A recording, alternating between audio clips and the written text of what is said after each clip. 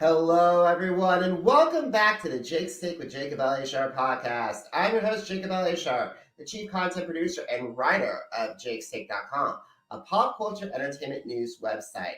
It is a great day today because I have a fabulous guest with me. He is a singer, a songwriter, a trumpeter, a band leader of the band Louis Prima Jr. and the Witnesses. He has a great social media following with 2,500 Instagram followers as of this recording, 6,500 Twitter followers, and 27,000 Facebook followers. Please help me welcome Louis Prima Jr. Good morning. How are you, Jacob? I'm doing great. How are you today? I'm doing good. Just waking up, getting ready for the world. Absolutely. So let's get this conversation started. So, in your humble opinion, how has the music industry evolved since you first started out? Has it changed for the better, for the worse, and why?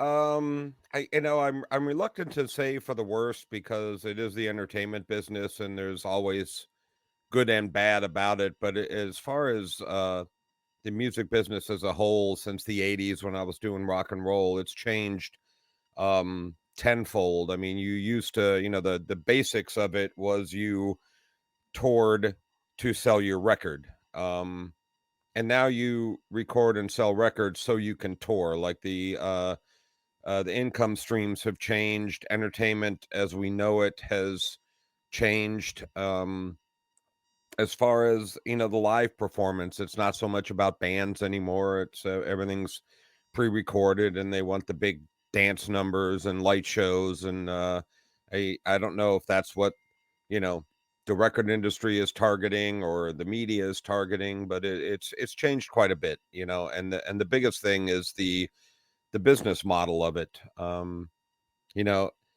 as far as touring, on the level that we do, I think it's actually gotten better coming out of the pandemic here because I think people are more anxious to go see a live show. But like I said, it's a little backwards. You have to change up a lot of what you do to be financially viable, and that's the biggest change. I gotta say, I rather see. I love as much as I love seeing performers and everything. I love at some of the most memorable concerts I've been to have been with just musicians playing. No cheap tricks. No spectaculars. It's been great music. I've seen Fleetwood Mac 3 times. I've seen Bon Jovi several times. I rather see bands that can deliver and use music musically. Well, I'm like that too. I mean, I grew up in with probably one of the most entertaining live acts as my parents, um, as far as entertainment. And I think what's happened over the years is that the entertainment value of the band has gone away.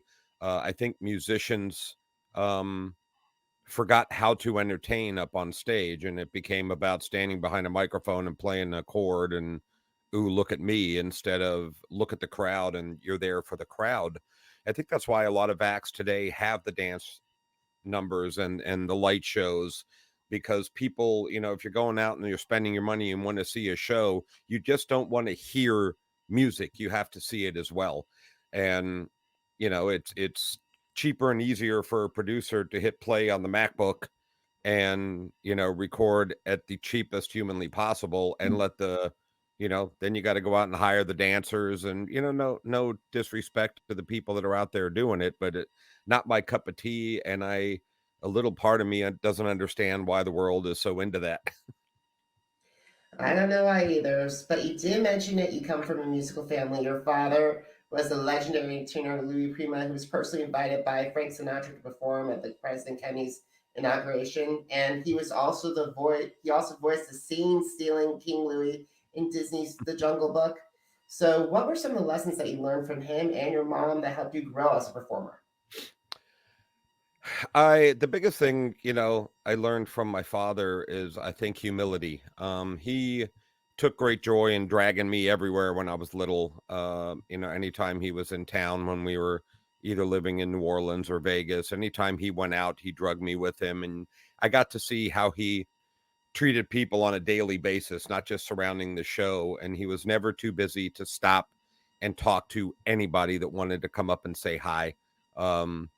Just and anybody, fans, employees of shops, celebrities that we'd come across. It was, he treated people as if they were his friends, including after the show, and I think it's one of the things that people like about us when we tour is that immediately after the show, myself and then I'm joined by the whole band, mingle with the crowd to say hi and take pictures and share stories. I think that's part of um, keeping in tune with the audience and understanding that it should be a familial thing between the artist and the crowd. So I learned a lot from that, and the rest is just seeing what he did and what my mom did on stage. You learn, um not not by forcing yourself to learn, but just by seeing and being around it. That's what entertainment is. I love hearing that. I love the hearing the story of the interacting crowd because there's a lot of people. I've noticed a lot of artists that I've watched over the years and I've interacted with. They do after the show. They do meet with people. They do talk with that, and you have that connection with them. And I really enjoy those types of artists who do that. Like I understand like when they're like superstar level. That could be a complex situation, but like that's what I love about people. it you know it, when it gets to a superstar level, I've got friends at that level, and it's it's a little cumbersome when you can't walk out the house. um and there has to be a respect level where you give people space, but I also don't believe in the artists charging. There's people out there that do the meet and greet for $2,000. You can come back to stage to see Miley Cyrus, and it's like, at some point, um I think that's robbing the fan. It's I don't even know how to explain it. There's a way to do it. When you go see Aerosmith backstage before a show, Steven Tyler and Joe Perry are sitting in a room with a line of 50 people who have won tickets on a radio station or won the chance to meet them backstage. And there's no money exchanged. It's just it's a bond between artist and fan, and I've never understood the unwillingness to do that. I think you have to do it even at the top level, and those that aren't are cheating the crowd, so to speak. I have to agree with you on that one. So, what have been some of the challenges that you faced throughout your career, and how have you overcome those obstacles? Oh, biggest challenge is the business itself. It's I did rock and roll for 10 years in the 80s and 90s, and the business end of it drove me from the business. um there's a learning curve and a learning process, and the business is not a fun business to be in, and you've got to be smart, and you have to learn things, and be well read on laws and things in order to navigate the contractual world of the music business. um but once finding the right team and people around you, management and agents that believe in you and help navigate that with you, uh, is the biggest help. The other challenge is the little JR at the end of my name. There's it's people would probably view it as a positive that doors are flying open for me as I roam around, and it's just not the case. I have the largest shoes in entertainment to fill, and if I had $1 for everybody that said, "Well, he's not his father," um, I'd be rich. I'm not trying to be my father, and it's a lucky person who has made it as a offspring of a famous person, and there's few and far between that have managed to stay true to themselves in their careers and been successful, especially when you share the name. It's when people come to see me, I think there's a good percentage that want to see my father. And no matter what I do on stage, we can be the most entertaining band in the world, which I think we are. We can be 100% perfect, and that person's just not going to be happy because it's not what they thought they were getting. So that's the biggest detriment, is overcoming and creating and trying to be new and fresh and bring this music to younger audiences and different audiences and people that may or may not even want to walk in the door but took a shot, and winning them over as fans. Trying to compete with that percentage that want to see my father, that don't really even know what he was about. Probably have never saw him live other than videos. The other day I had a comment on social media, uh, that I also have to delete things every day because people are a little bit cruel. But this guy went on and on about how I don't have my father's voice. I'm not as low, and I don't have the low voice, and I sing too high, and blah blah blah blah blah. And I don't respond, but I wanted to respond and go, my father sang in a higher key than me. It's it's up to the perception, and winning those people over is the big challenge. And I think for the most part, the band and I do a great job of winning people onto our side, and you move on. You can't please everybody. Absolutely. And here's the thing, it's very interesting to have like those last names.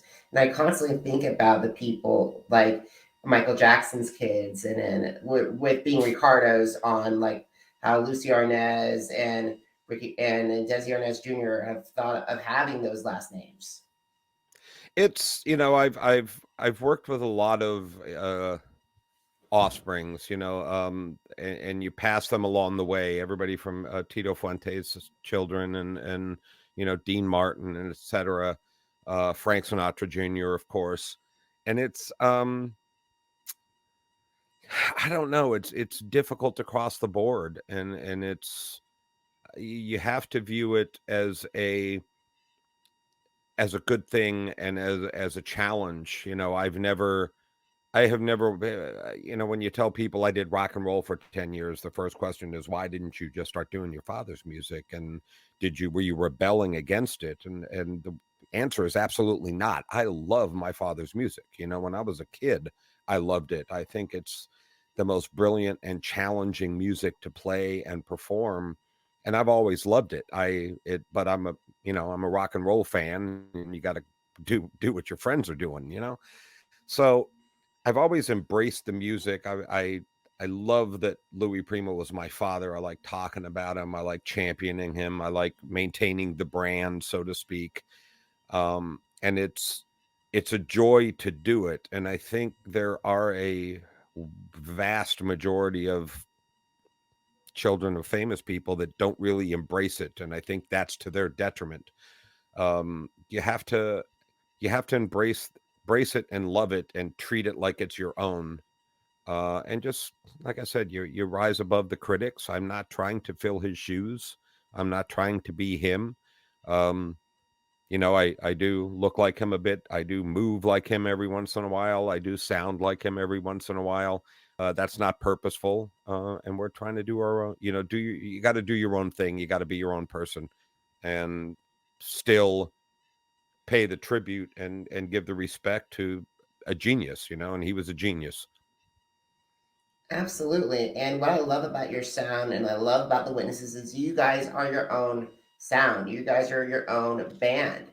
And I would love to learn the origin story of the Witnesses.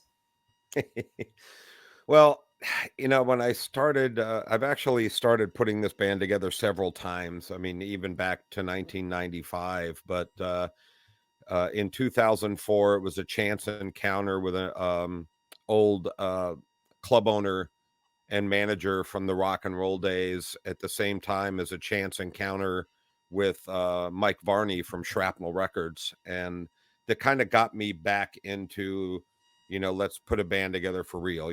I was going and sitting in and, getting on stage every once in a while just to have fun. But it was, that I think I've always wanted to be on stage. So just looking for the right opportunity, and the opportunities came up. But then you go, where am I going to get a band? So it's, there was several years starting in 2004 several years of just going through the chart readers and the pro guys, really super talented people that have absolutely no interest in being a band. They want to show up, they want to read that chart, they want to get their paycheck and go home. Nothing against them, not what I wanted. So you slowly start looking for people, as you're getting out there, as I'm getting out there and touring, I'm always looking for people. And I ran into one of my best friends from rock and roll at a bar in an airport of all places. And we, his bass player, a dear friend of mine, rest in peace. He passed away a couple of years ago. But I was like, dude, you can play this music. Come be in the band.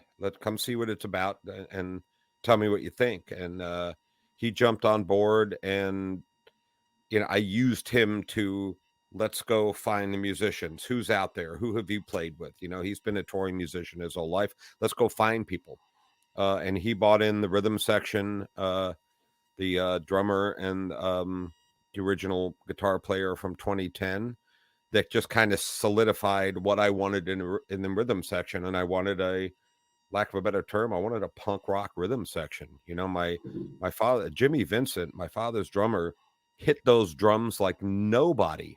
I mean, if you get in a room with that guy, you can't hear yourself think. He's effortless. He's moving like this, but the sound is huge. And I wanted that. I need aggression in the music because my father's music is aggression.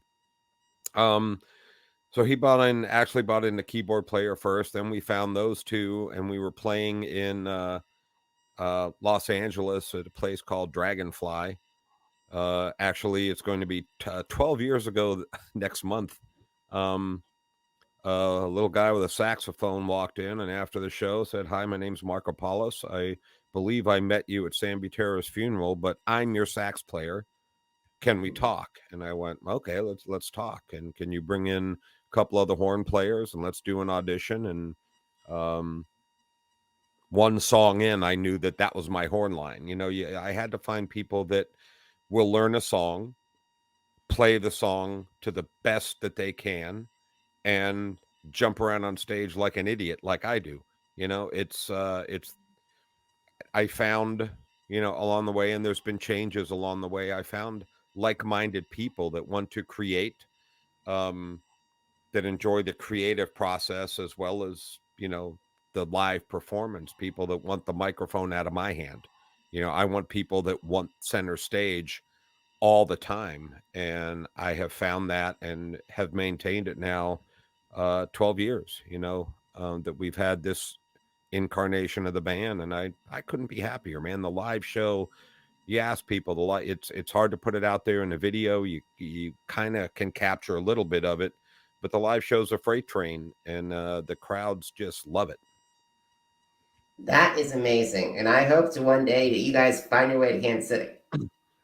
We actually have that on the calendars at the start of the summer, I believe. We're still working out contracts and dates. We've got 74 dates in the works right now, just up through July, and really looking forward to getting back on the road the way we used to, pounding it out. I love being on the road and bringing the music to new people. We've got the oddest demographic. People don't understand what to do with us half the time because you pull up the demographic and it's flat from 18 to 100. I mean, there's no peaks and valleys. We have a really diverse crowd, and I think it's an homage to what the band behind me puts out there every night, because people really do. You said it earlier. You want to see a great show. You want to see people playing and believing in what they do, and we do that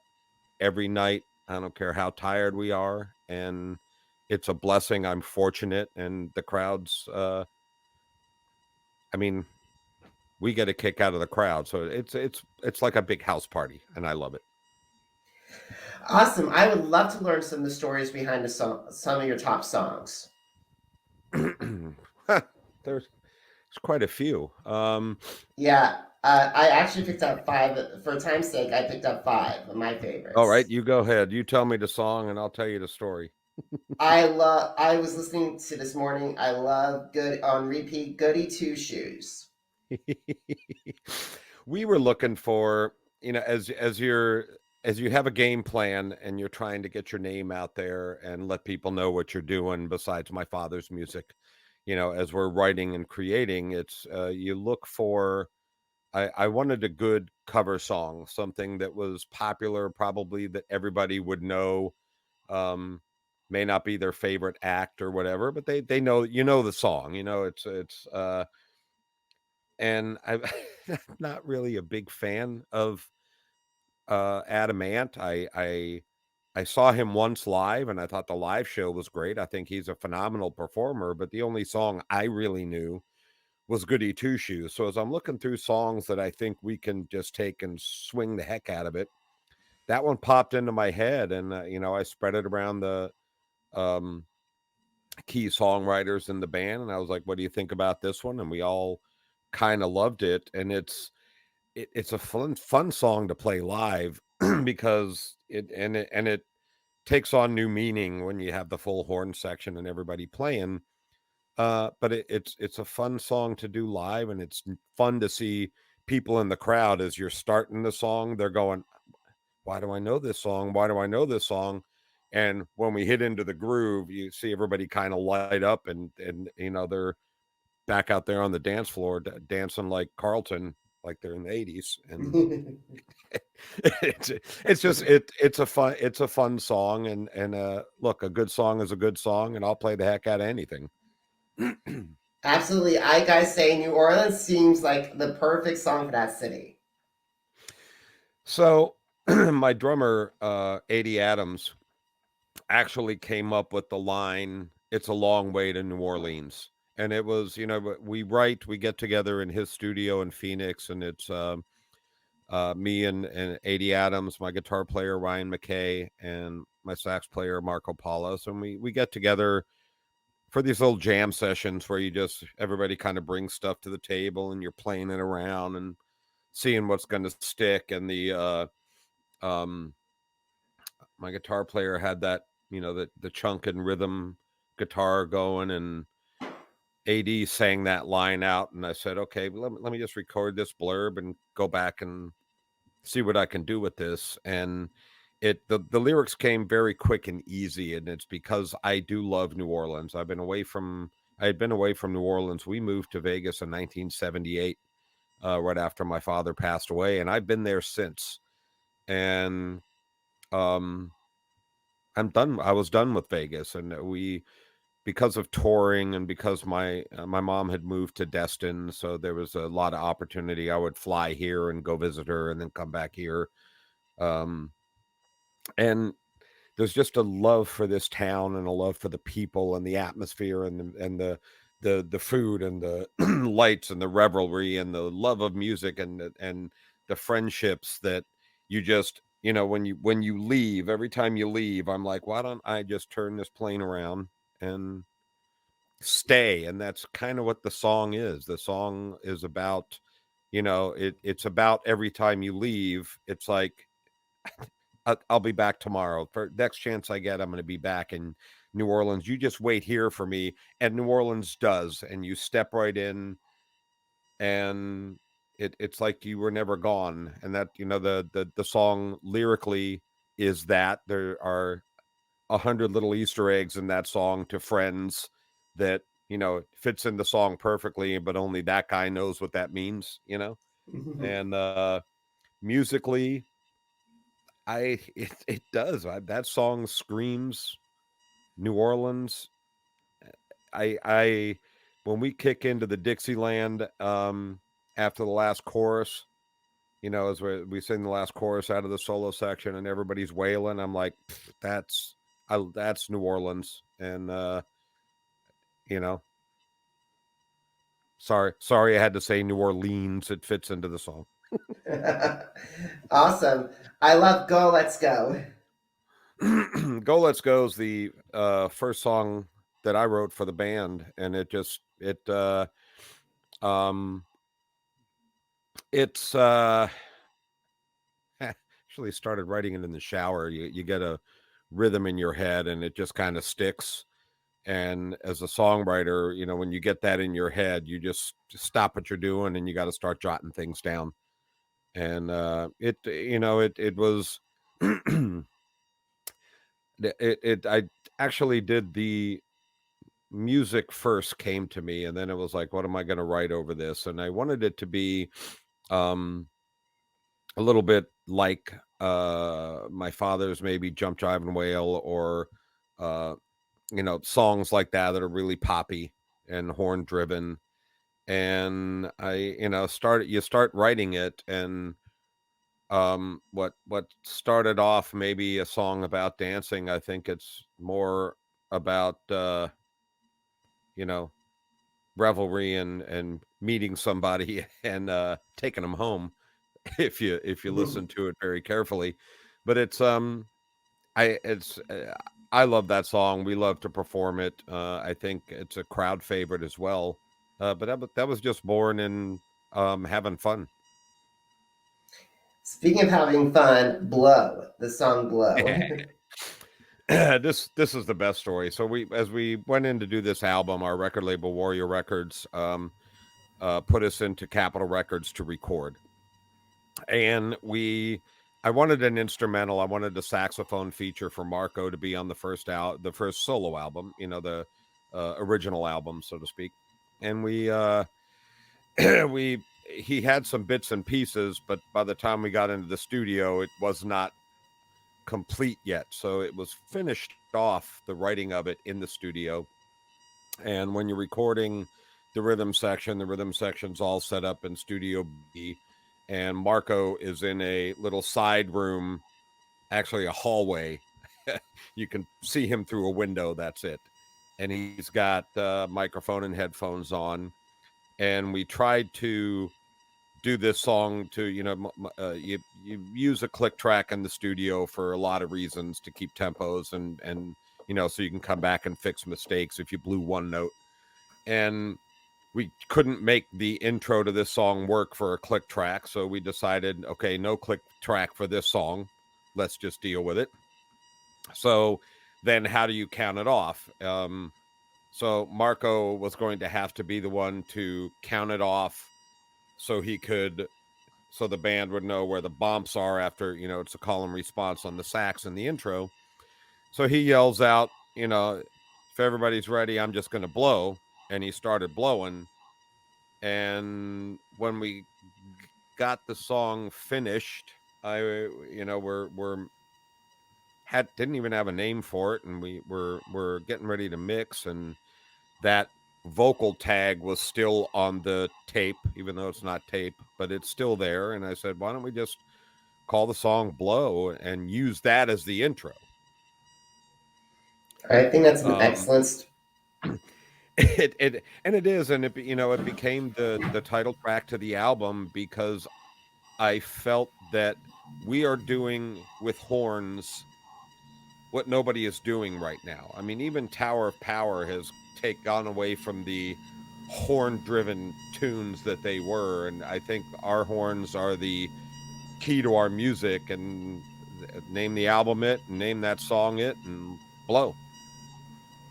Awesome. One final song I want to talk about with you is That's My Home, the song you did with your dad, and it's a wonderful song. So we talked a lot about doing something like that. And Jim Urban from Warrior Records had gotten the okay. Finally, it took him a while to get the okay from Capitol and Universal Music to use one of the tracks that my father had recorded. We wanted to try to do a duet, just to see what it would do. But you start pulling out songs that are in their catalog there at Capitol that they own the masters to, and there's not a lot of songs that weren't recorded with just two mics hanging in a room. So you couldn't isolate just the vocal. You've got the whole band playing, and it's picking up on all the microphones, just because of the way my father recorded. So we very limited in the songs that we had to choose from, and this one kind of stuck out to Jim, and he bought it to me and said, I think this is a great song just because of the theme of the album, the theme of what you're doing and where you're going in life and things. And it is a song about New Orleans. That's my home. And it's one of the only songs where you could isolate my father's voice and just pull it out. So the band actually played over the actual recording. It's my band playing, and me and my father trade back and forth vocals, and we trade back and forth playing the trumpet. And it it became a lot of tearjerker moments for the band and I as we're playing along, and as you sitting back on the drums and he's playing and realizing, oh my God, I'm playing with the Louis Prima. It became neat and kind of a interesting little tune and a fun tune. I think you can hear the similarities. You can definitely tell we're related in voice and in trumpet playing style and things. And we enjoyed it so much that I believe on this album that we're sitting on right now, I don't know if I'm allowed to say it, but we're going to do it again with another song, a little different, but I think it's neat, and it gives the fans some an oh my gosh moment as well. Awesome. I cannot wait to hear that. So we got to start winding down our conversation. So Yep. who are the singers, the songwriters, producers, musicians that are on the Dream collaborations, and how would they impact the Witnesses sound? I would love to sit in a room. I mean, you can't do it now, but I would love to sit in a room and write with Malcolm and Angus Young from AC/DC. I mean, that was my favorite band as a kid, and I really enjoy the way they write and the blues aspects of their music. I think it's brilliant how they work off of each other, and it's my youngest son will always complain everything sounds alike, and I'm like, well, that's the beauty of it. It's accessible, it's accessible but difficult. So to sit in with them and write, I think would be neat. And to sit in, I don't know. I don't know if there's. I think I've been spoiled with Jim Irvin from Warrior Records. We produce the albums, but him in the studio as a producer, it's amazing to watch him work and deal with 10 instruments all trying to vie for space. So I think any kind of Dream collaboration has kind of gone out the window as far as production goes. And I would love to sit down with my father and write a song. I wish that could have happened one day. I mean, he wrote Sing, Sing, Sing. It's the biggest song in the world. And, what I would love to hear how his mind worked and see if it's similar to mine when we're writing. I'd love to sit down with Michael Jackson one day and see his creative process, because when you watch that video of him rehearsing for the last tour when he passed away, the attention to detail and how, I mean, he knew everything he wanted to go on. So I would have loved to have sat in a room with him and heard that collaboration. And, Willie Nelson. I mean, Absolutely. look, when we write, the four of us that write the songs for us are four completely different people. We have, hundreds of years of experience and tastes and likes and dislikes that we bring to the table. And I think that's what gives us a unique sound. So collaboration, I would love to collaborate with people that aren't this style. I would love for Snoop Dogg to walk in one day and go, what could you do with this, and you sit and you work something out. And I enjoy the creative process. So, give me anybody that's musical. You can go through the Aerosmiths. You can go through, put Keith Richards in a room with me. Let me see what that sounds like. It's part of the creative process, and I think as a band, no matter what we do or who we collaborate with, we're going to sound like us. And that person that comes in, like Jim Urban or the engineer David Dominguez that works on our music, they add their touch to it to make it better. And yeah. Those are all incredible collaborations. I love the Michael Jackson one with This Is It. I love that film, and I was like, man, those concerts would have been epic.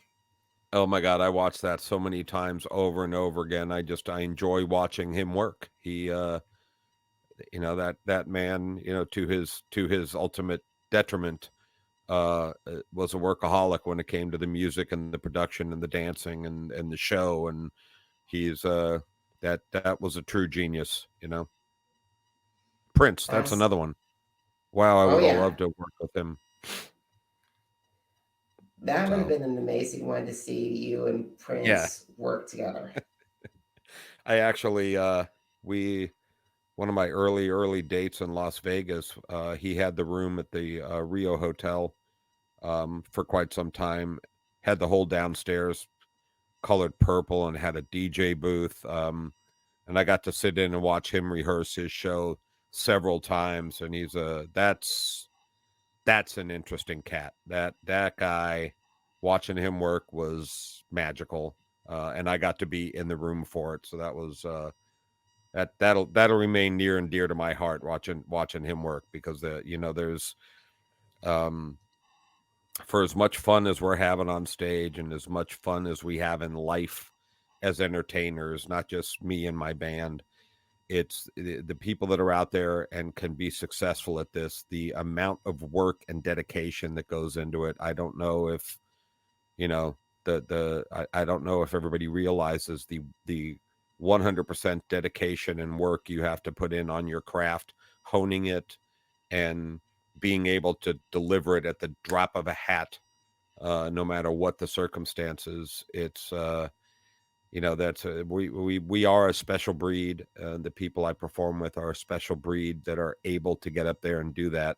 And it's what drives us. It's what makes us a little weird, but it's I can't see myself doing anything else, and I know the rest of the band feels the same way. And I'm sure most artists you're going to come across will say the exact same thing.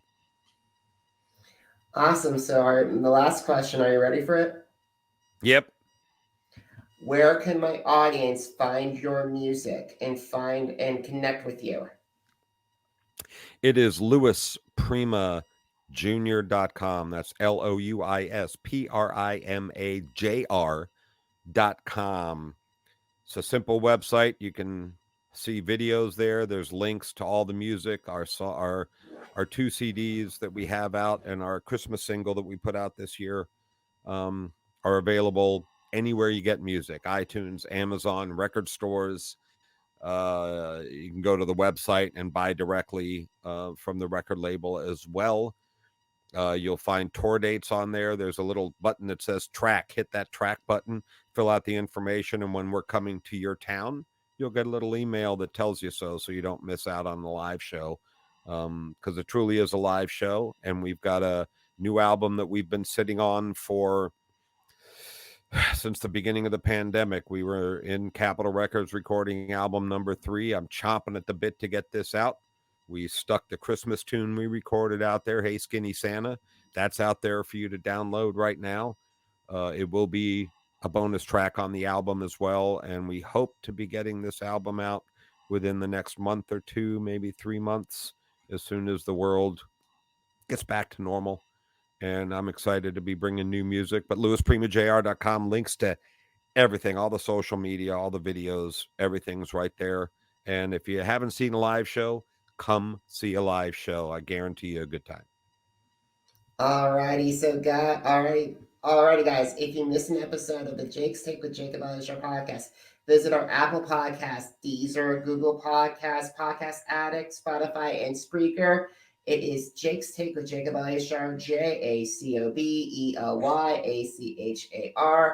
Are you on social media? Because I'm on social media too.